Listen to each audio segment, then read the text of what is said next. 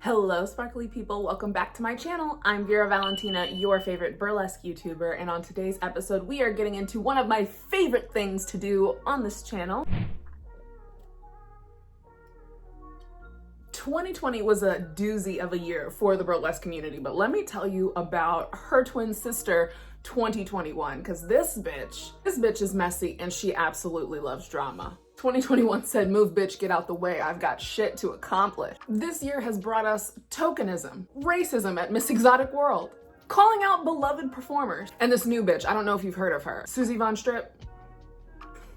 We're gonna talk about it all in today's video. Before I start spilling all this hot tea, make sure you hit that like button. Comment down below and let me know what you think of some of these burlesque hot topics coming up. And of course, don't forget to subscribe to my channel. Hit that notification bell so that you get notified every single time I upload a new burlesque video.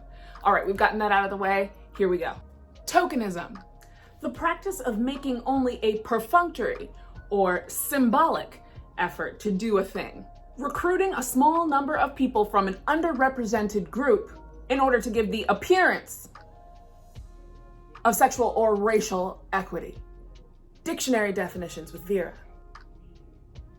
Tokenism is something that we've seen a lot in 2021. I think the root of the problem here is a lot of that, pandemic activism that happened last year, the Black Lives Matter movement, Civil Rights 2.0. White producers have been thrust into a world where it is no longer socially acceptable to have an all-white burlesque cast.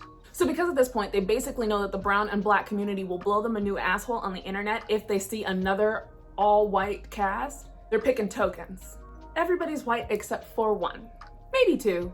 We are now inserting brown, black, and POC characters because we feel we have to. This is not diversity, ladies, gents, and my gender non-conforming folk. True diversity means casting dancers that are right for your show, not just because they are a person of color.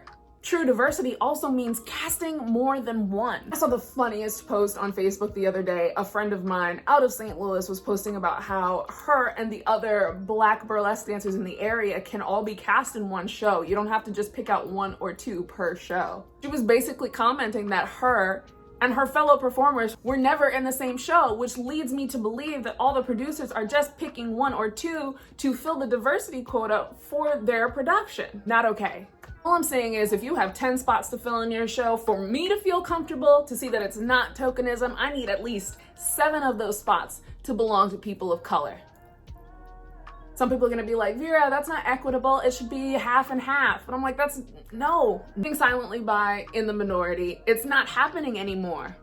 Equity is what we're striving for, to be seen just as much as that white performer. And if that's the case, y'all owe us some years of exposure.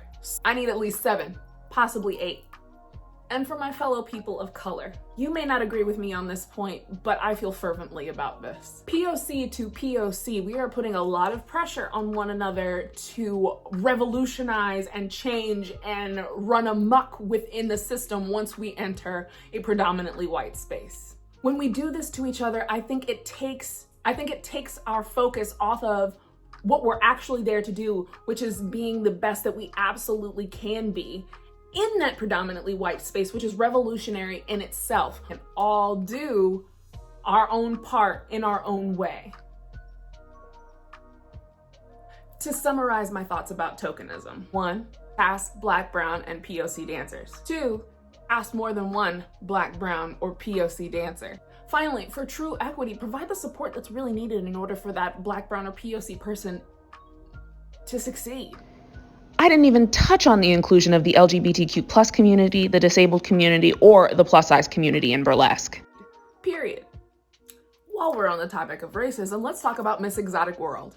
Miss Exotic World is an annual neo-burlesque pageant and convention, as well as the annual event for the Burlesque Hall of Fame. Did I mention it's also the biggest fundraiser for the Burlesque Hall of Fame?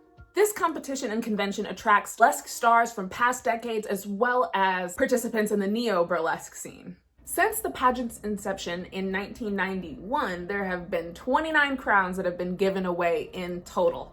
Out of those 29, less than a handful of those who have run away with the crown have been people of color. We're gonna get really specific and down to the point. There have been only 2 Black winners in total. 1996, Rio Savant, and 20 years later in 2016, Miss Poison Ivory. Of course, Poison Ivory is the reason why I bring up racism at Miss Exotic World today. Back in mid-June, the Pearl Noir made a post specifically about her burlesque daughter, Poison Ivory, who is Miss Exotic World 2016, being the least promoted queen of burlesque that Miss Exotic World has ever had. She said that she searched via Google. There are barely any images or promo of that year's winner. Poison Ivory, of course, chimed in and completely agreed with what her burlesque mother said. And thusly, we have an accusation against the Burlesque Hall of Fame for erasure. Poison Ivory even countered that she doesn't even want to assign blame about the situation. She just wants to reverse it. Of course, after seeing this, I was absolutely intrigued to go do a little Googling of my own. When you Google Miss Exotic World by itself, the first thing that pops up obviously is the Burlesque Hall of Fame Weekender page and the Miss Exotic World Wikipedia page on the right side. This is all on my laptop. And of course, the first photo that comes up is the most recent winner of the Miss Exotic World pageant, Frankie Fictitious, who is Miss Exotic World 2019. When I go to click on the images specifically, of course, once again, the first thing that pops up is the most recent winner, Frankie Fictitious from 2019. After that, you see a succession of mostly white winners, but then Poison Ivory does pop up twice on the 4th line of photos. First photo coming from burlesquehall.com and the second photo coming from holdmyticket.com. You actually Google Miss Exotic World 2016, the first thing that pops up is a listing of who's performing at the 2016 Weekender from the Burlesque Hall of Fame archives. And the second search result is from Vimeo, which is a video of Poison Ivory actually performing and winning at Burlesque Hall of Fame in 2016. The third search result is the actual announcement of Poison Ivory's winning Miss Exotic World 2016 from the Burlesque Hall of Fame website. Now let's do a comparison with another Miss Exotic World from a different year. Let's say someone around the same time. I'm gonna go random and Google Miss Exotic World 2017 the following year. So after Googling Miss Exotic World 2017, I see the first search result is photos of Miss Exotic World and runners-up from 21st Century Burlesque magazine, which is completely different than Burlesque Hall of Fame and has 3 photos, 2 of the winner, which just so happens to be Media Noche out of New York, and 1 of the first runner-up, Sydney Devereaux. Oh, I'm sorry, third runner-up, Sydney Devereaux. In 2018, the first search results are all videos from YouTube. Betsy Bottom Dollar competing for Miss Exotic World 2018. Inga, reigning queen of burlesque, Miss Exotic World 2018, who is actually the winner.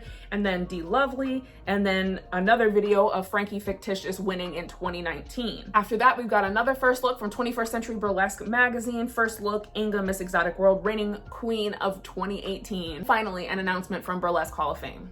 Based on my Google results, it seems like Burlesque Hall of Fame doesn't really do a good job at promoting any of their queens, honestly. I don't think that that's their main focus. Like I said at the very beginning, the Burlesque Hall of Fame Weekender is specifically an annual fundraiser for the Burlesque Hall of Fame Museum. While Miss Exotic World is a big deal for us as performers, of course, the Weekender is to fund the museum. So of course, everything that's pertinent and everything that they really want to show you is about the museum and not necessarily about the pageant. I will, however, give, from my perspective, Poison Ivory the benefit of the doubt because she's a Black woman and I believe Black women all the time. If she feels like she wasn't adequately promoted as a queen, seeing other queens being promoted, then that's how she feels and that's what it is.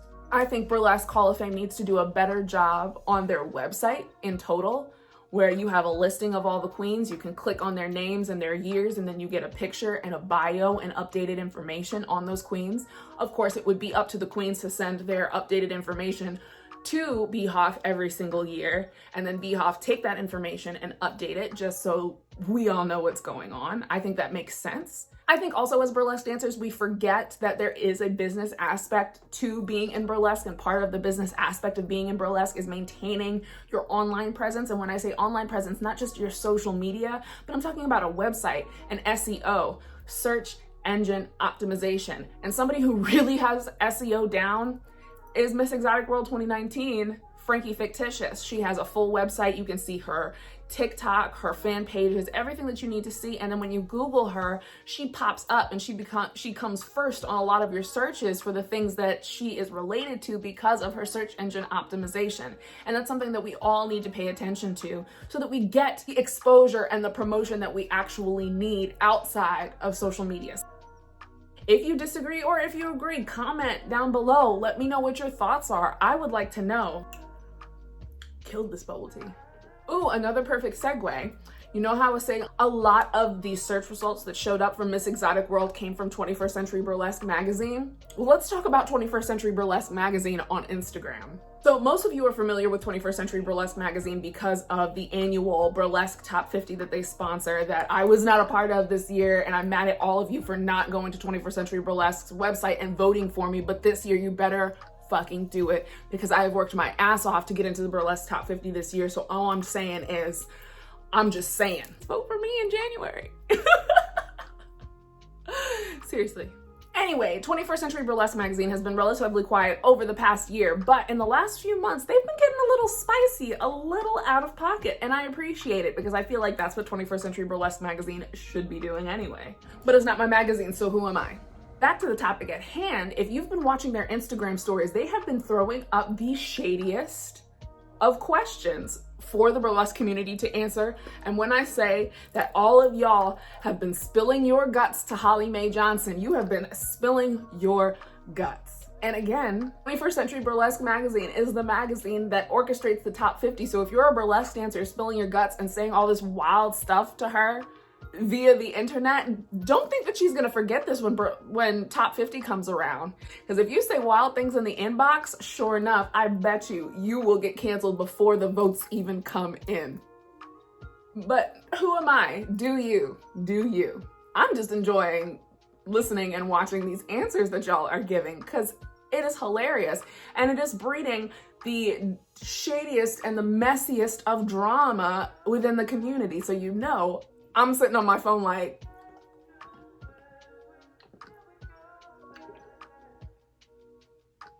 anyway, the question that I really wanted to talk about that 21st Century Burlesque posed to everyone was, what do you think the going rate should be, or should there be a different going rate for an amateur performer versus a professional performer? And y'all went hammer. Now, I'm always one, and I've been this way from the very beginning of my channel. I do think that there is a difference between a professional performer and an amateur performer. Now, I didn't say anything about them getting paid differently based on like a pay scale, like you have to qualify to be a professional burlesque performer and thusly you get paid this much.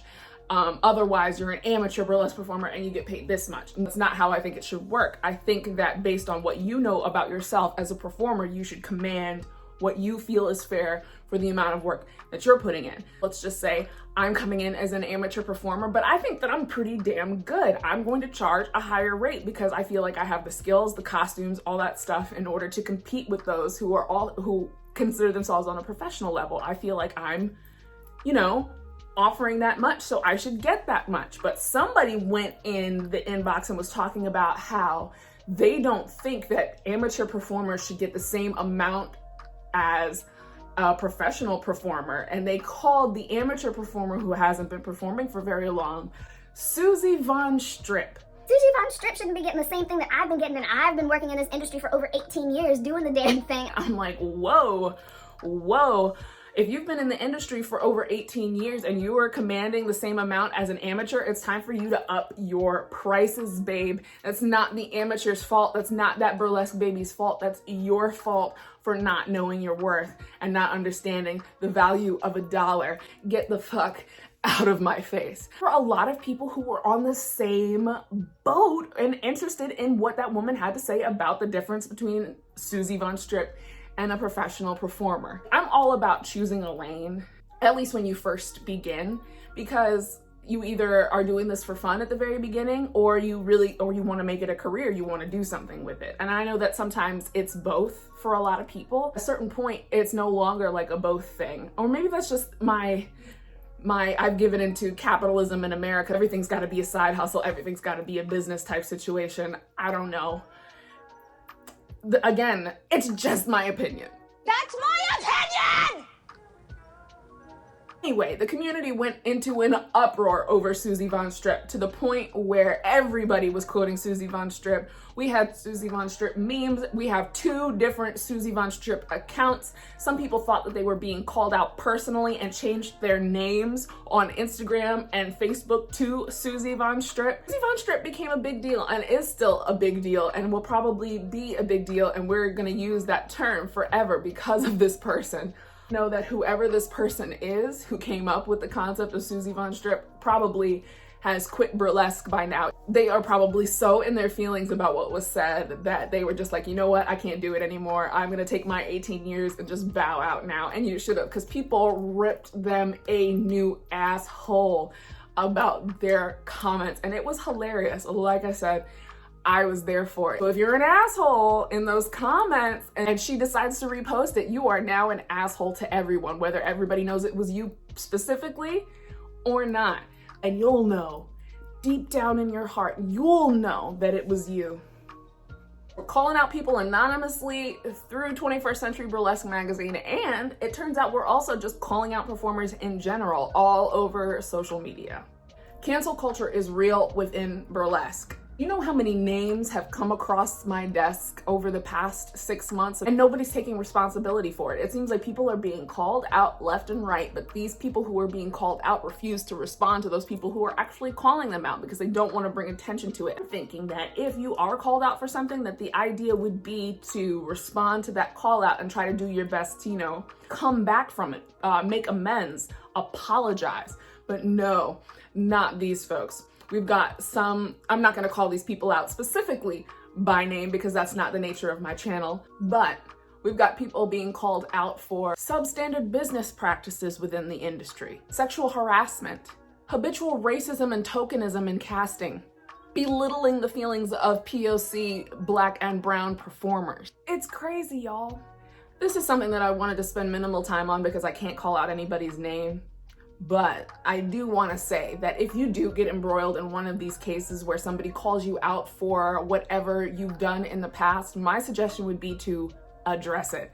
Address it quickly, address it intellectually, and do your best to fix whatever it was that you did. But just avoiding the problem just creates doubt in everybody's mind around it, and it just makes you look like, guess what?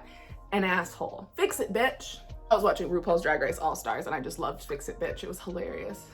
All right, everyone, so that is this round of Hot Topics. I hope that you enjoyed it. I hope that you are fully satisfied by the tea that I spilt today, and that you'll join me again next time for another edition of Burlesque Hot Topics, where we chat about all the messy business that happens in the industry. Of course, I give my 2 cents on it, because otherwise it would just be the news. Hopefully you really enjoyed it, and if you did, once again, don't be afraid to hit that like button and comment down below to let me know what you thought and if you have any ideas for some upcoming burlesque hot topics you'd like me to discuss. I'm Vera Valentina, your favorite burlesque YouTuber, giving you the best of burlesque beauty and booty here on social media, and I will catch you in the next video.